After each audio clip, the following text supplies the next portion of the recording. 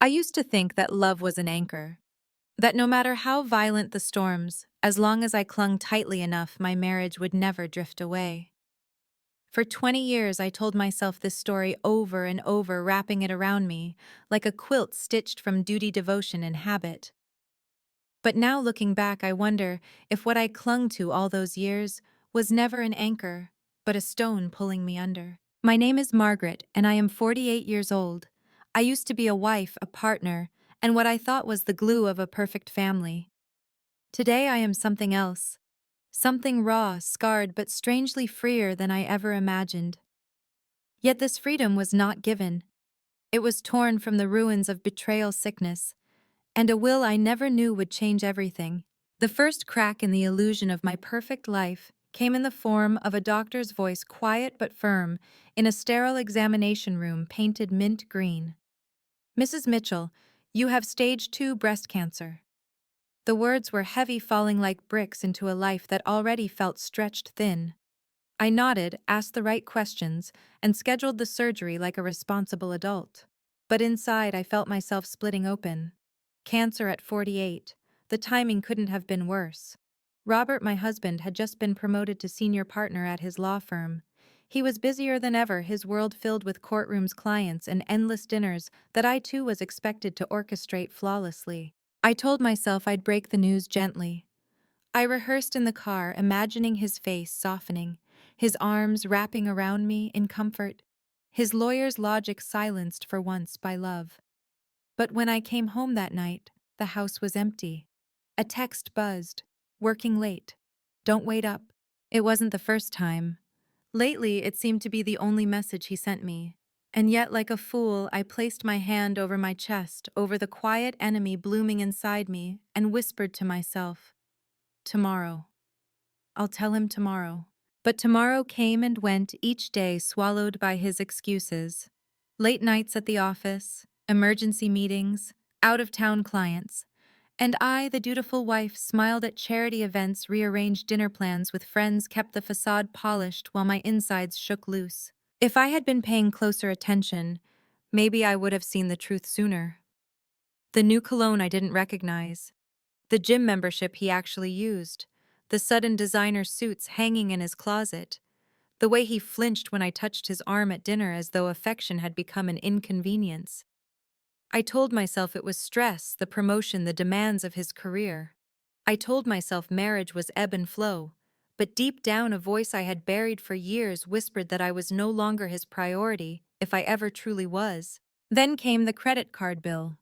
Restaurants we had never visited together, jewelry stores I had never stepped foot in, and lipstick stains, a bright red I never dared to wear, smeared faintly on the collar of his shirts.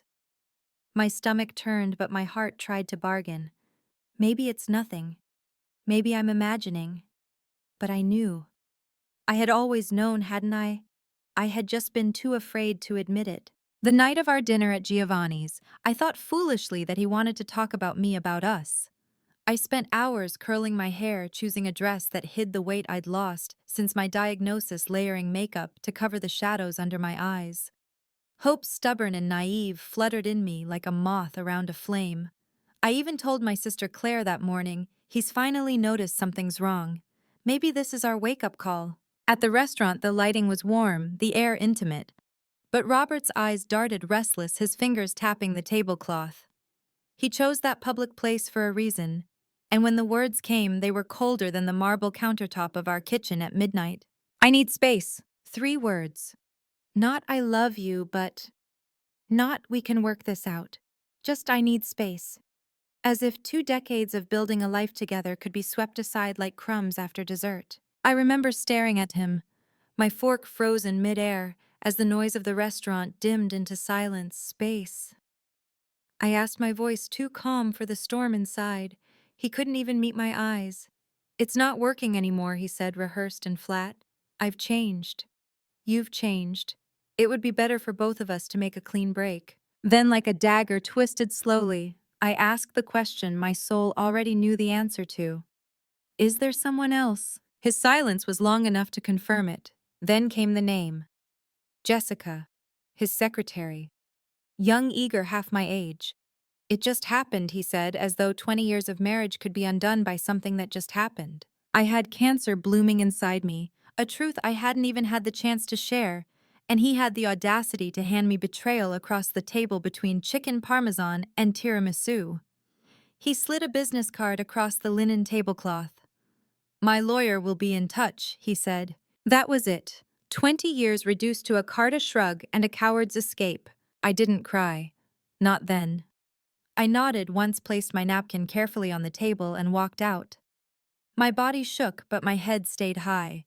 Dignity was the only thing I had left to carry, and I clutched it like a shield. 7 days later, the manila envelope arrived. Divorce papers, clinical and cold. 20 years dissected into assets, property, retirement accounts, all catalogued with surgical precision.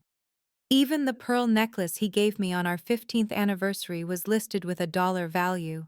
The final page waited for my signature, as if dissolving 2 decades could be as simple as ink on paper. Claire's voice crackled through the phone when I told her. You can't let him walk away so easily, Maggie. Take him for everything he's worth. But I was tired.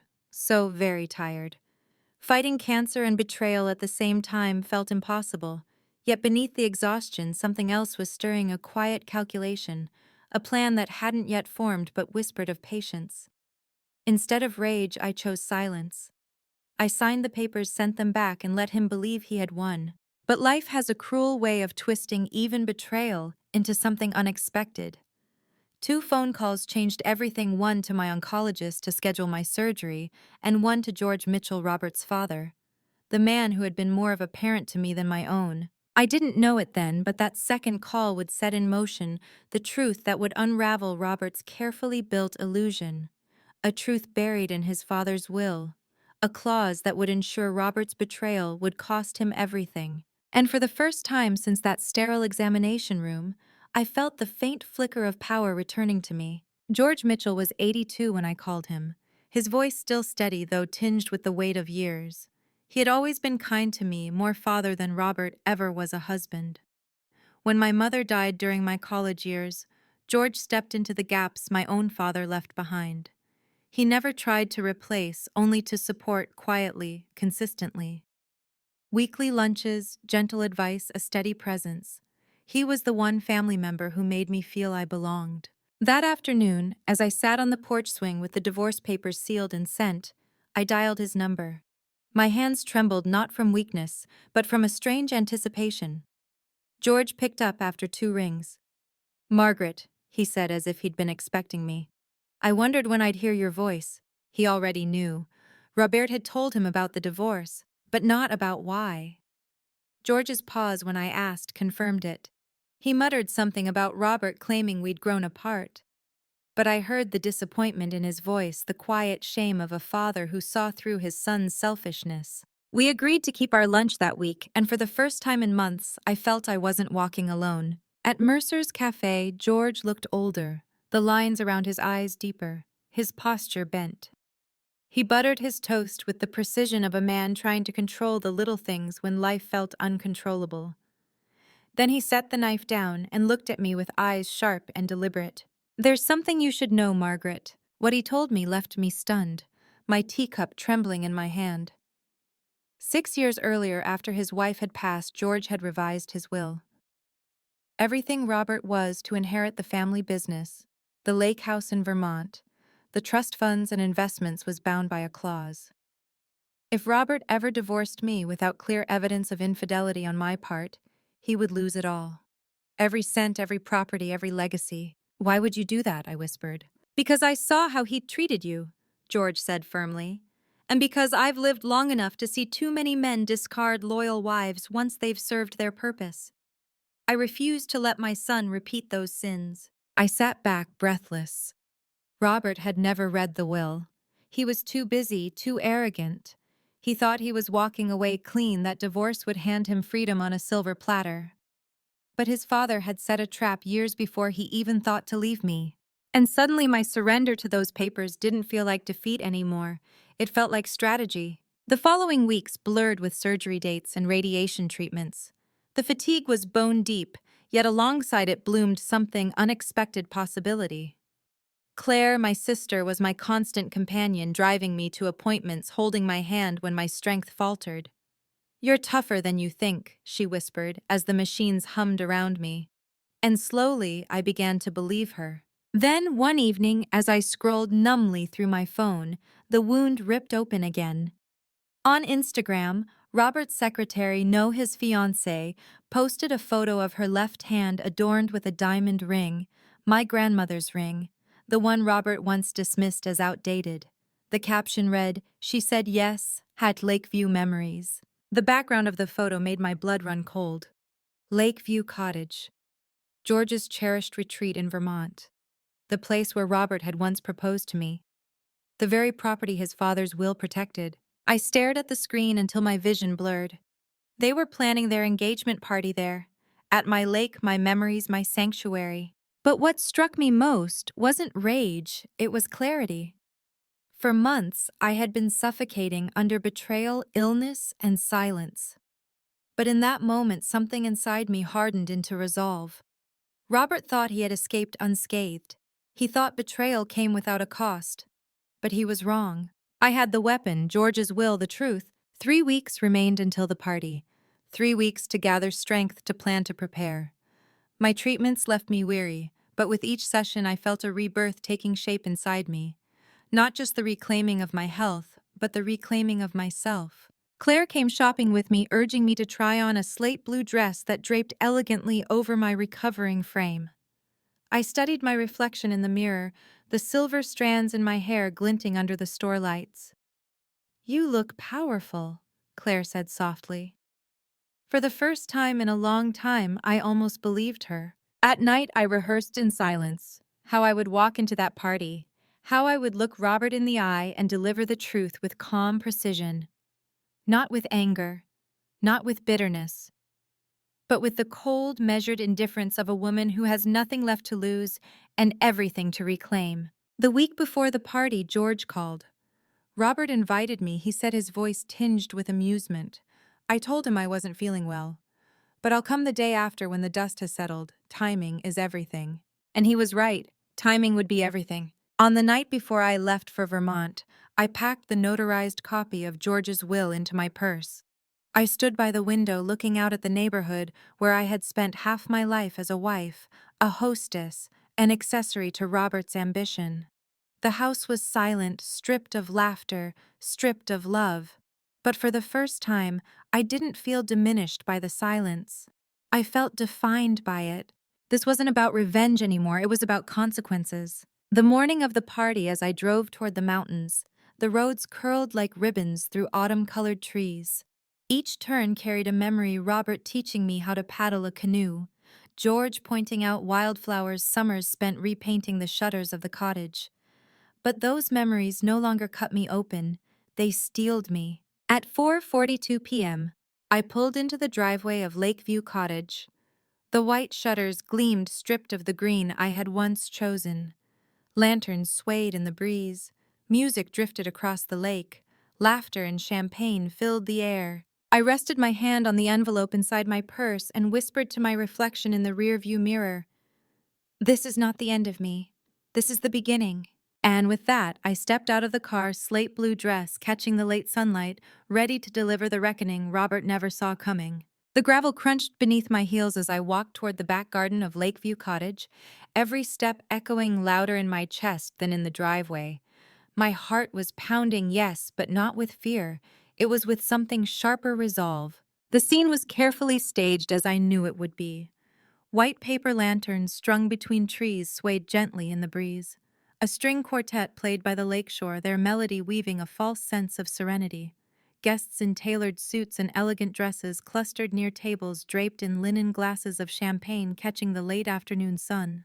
Jessica had curated every detail, just as she had curated Robert's attention away from me. I recognized most of them. Robert's colleagues, country club acquaintances, neighbors who once sat at my table for dinners. I cooked laughing at jokes I pretended were funny. Now they looked through me as though I were a ghost walking among the living. Some gasped quietly when they realized who I was, champagne sloshing in their glasses, the whispers starting like wind through dry grass. And then I saw him, Robert, standing in the center of it all with his arms slung around Jessica's waist, posture smug, the perfect host in his tailored suit. He leaned slightly to the right, that tilt of the head he always used when trying to impress, as if his very stance was part of his performance. Jessica spotted me first. Her smile faltered, her eyes widening, panic flashing in the perfect mask of a woman who thought she'd already won. She tugged on Robert's sleeve, hissing something urgent. He turned, and for a moment, just a moment, the mask slipped. Shock, fear, guilt. They all flickered across his face before he arranged them into a polite smile. "Margaret," he said loudly enough for nearby guests to hear, his voice carefully modulated. "This is unexpected." I smiled, calm and steady. "Hello, Robert. Jessica, congratulations on your engagement." The music wavered, the quartet stumbling for a note before recovering. Conversations died into silence. I could feel eyes on me, curious, judgmental, some sympathetic, but most eager for the spectacle. Robert moved toward me quickly, his hand outstretched, his body angled to guide me away from the crowd, always trying to control the narrative, always calculating. "Perhaps we could speak privately," he murmured. "Oh, I won't stay long," I said, my tone light, conversational, almost airy. "I just wanted to deliver this in person." I reached into my purse and drew out the envelope. The weight of it was far greater than the paper it held. Robert froze, his hand hesitating mid-air. His eyes darted nervously around the gathering, already tallying reputations and consequences. Jessica, emboldened by curiosity and pride, leaned forward. "What is it?" she demanded. "Just a copy of something." "Robert should have read years ago," I said, sliding the envelope open and holding the notarized document high enough for them both to see. "Your future father-in-law's will. Specifically, the moral clause regarding divorce." Robert's face paled instantly. He stepped forward, whispering harshly, "What are you talking about?" I held his gaze steady and unwavering. "George revised his will 6 years ago. He added a condition. If you initiated divorce against me without proof of infidelity on my part, you would forfeit everything. The business, the lake house, the inheritance, all of it."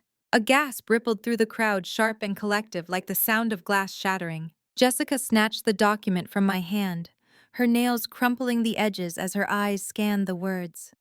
Her voice, usually sugary sweet, broke into a shrill pitch. "This can't be legal. Tell me this isn't legal."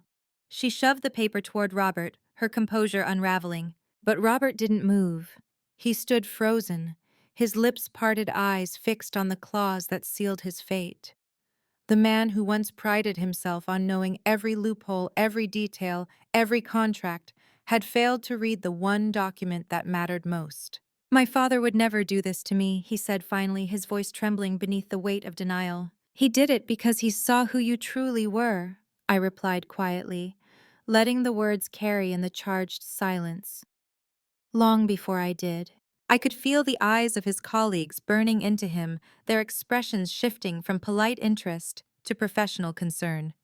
Senior partners from his firm whispered among themselves, already calculating the fallout. "Everything." I continued, my voice firm and clear. "The shares in the firm, this cottage, the accounts, all of it reverts to George's chosen charity. Unless, of course, you can prove I was unfaithful." Jessica's face twisted in fury. "You planned this?" She spat, her voice rising into a hiss. "You manipulated an old man to ruin us." I shook my head, the calmness in me unshaken. "George made that decision years ago, before you were ever in the picture. I only learned about it after Robert left." Murmurs rippled again, louder this time. Guests exchanged sharp glances, their champagne glasses now props in a theater of humiliation. One of Robert's managing partners, a man with cold eyes and a calculating stare, stepped closer. "Is this true, Mitchell?" His voice cut like a blade. "Your firm shares aren't secure." Robert's composure cracked. He reached for the document, desperation dripping from every syllable. "This is a misunderstanding. There must be a loophole, an exception." I pulled the paper back smoothly. "There isn't.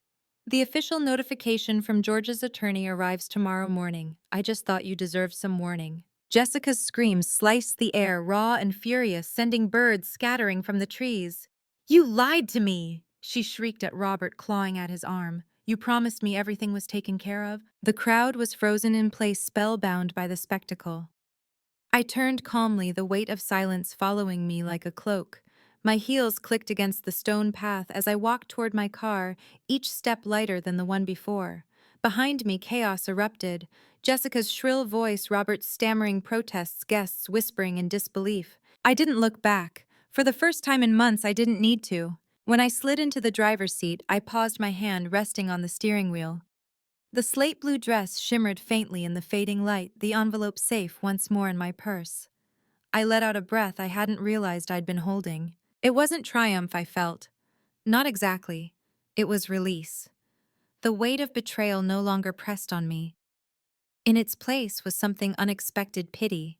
Robert had betrayed me, discarded me, broken me.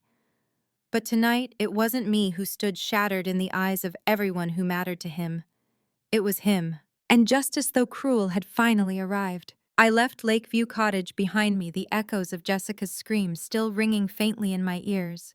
As I steered the rental car down the winding road, the lanterns swayed in the distance like pale ghosts, the laughter of the party unraveling into chaos.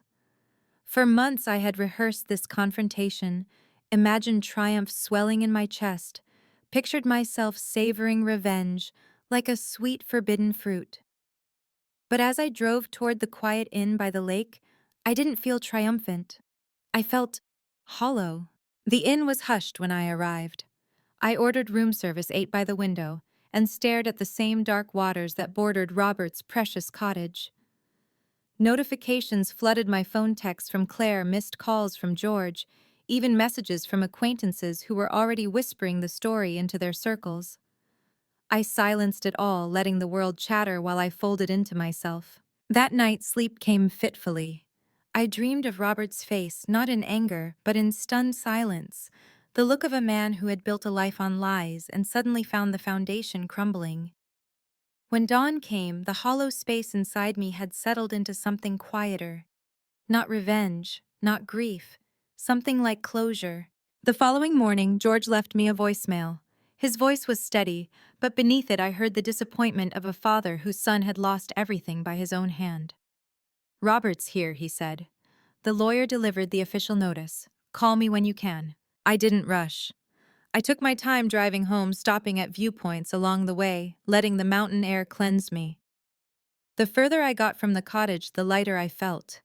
It was only when my phone rang again, Robert's name flashing across the screen, that I felt the old familiar tightness in my chest. I almost ignored it. Almost. But some part of me knew that if I didn't answer, the words would linger unspoken, the story unfinished. So I picked up. His voice was rough, unpolished, not the confident tone of the attorney I'd lived beside for 20 years. "Margaret," he rasped. "We need to talk." I pulled into a rest stop, parked, and let the silence hang.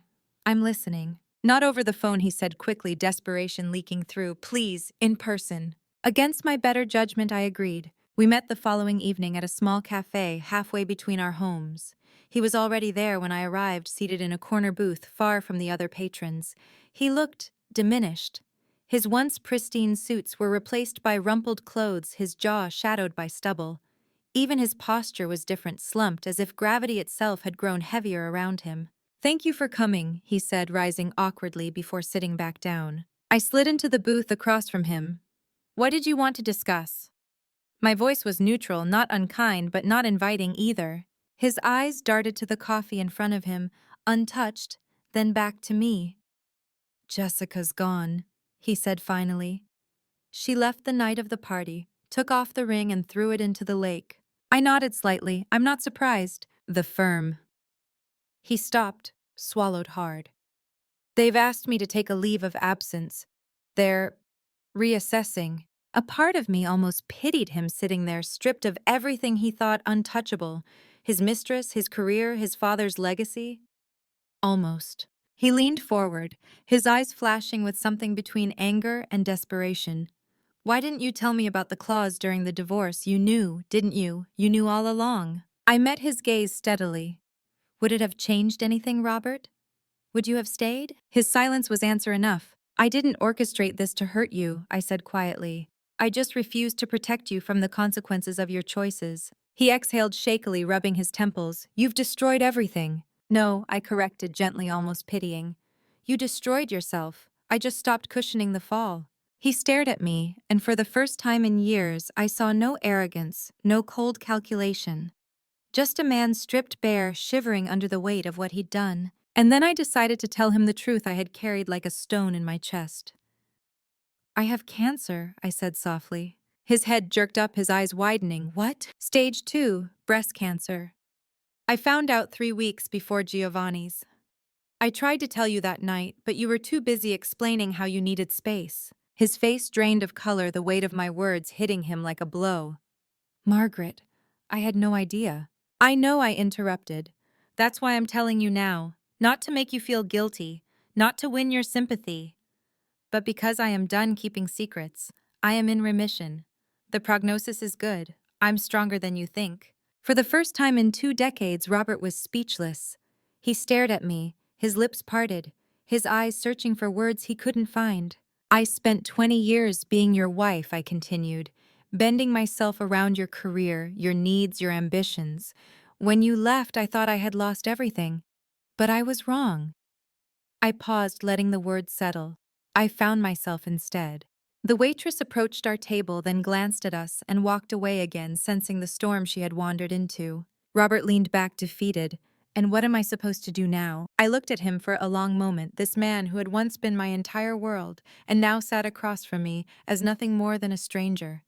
"That's not my problem anymore." Silence stretched between us, heavy but final. For once I felt no urge to fill it. I stood, gathered my purse, and left him there in the corner booth, surrounded not by triumph or rage, but by the crushing weight of his own consequences. As the door closed behind me, the evening air was cool against my skin. For the first time in 20 years, I breathed without the weight of him pressing on my chest. 2 days after that meeting in the cafe, Robert's resignation made the local business headlines. The law firm had issued a terse statement: "Robert Mitchell has chosen to step down to pursue other opportunities." I knew those words were carefully chosen, crafted to contain scandal without denying it. Yet to those who read between the lines, the truth was obvious. The golden boy had fallen, and no one was rushing to catch him. Friends who had drifted toward Robert after the divorce began to trickle back into my life. Coffee invitations, messages on social media, pity disguised as rekindled friendship. I learned quickly to separate those who truly cared from those who only wanted a front-row seat to the drama. I kept my circle small. Claire, George, my old mentor Judith, and a handful of people who had never abandoned me even when it was easier to look away. Spring unfolded with fragile beauty. For the first time in years, I was not arranging charity galas or dinner parties or managing Robert's calendar. I was arranging my own life.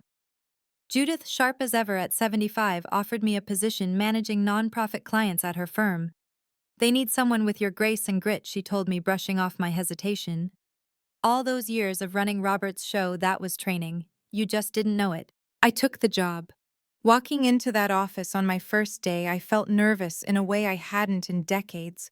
But as I sat behind my new desk with my name, Margaret Jenkins, my maiden name printed neatly on a plaque, I felt something stronger than nerves. I felt ownership. This was mine, not borrowed, not tethered to someone else's ambition.